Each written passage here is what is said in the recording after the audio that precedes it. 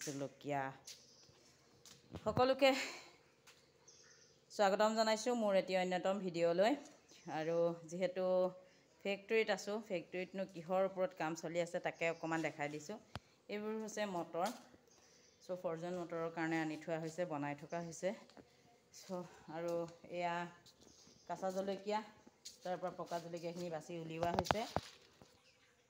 এয়া বাইদেউসকল এতিয়া টিফিন ব্ৰেকত গ'ল আচলতে, সেইকাৰণে অকণমান বোলো ভিডিঅ' এটা মনত পৰিলে কৰি লওঁ, দেখাই দিছোঁ আপোনালোকক কেনেকৈ আমাৰ কামখিনি কৰা হয়। এয়া চাওক, এতিয়া এনেকৈ বস্তা বস্তা হিচাপে কুইণ্টল কুইণ্টল হিচাপে জলকীয়া আহি আছে।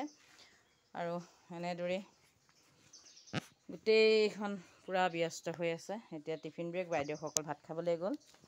আজিৰ ভিডিঅ'টোত ইয়াকে দেখাই দিলোঁ আপোনালোকক। আপোনালোকে যিসকলে আচলতে ফুড প্ৰচেছিঙৰ লগত জড়িত, তেওঁলোকে কেনেদৰে কামবোৰ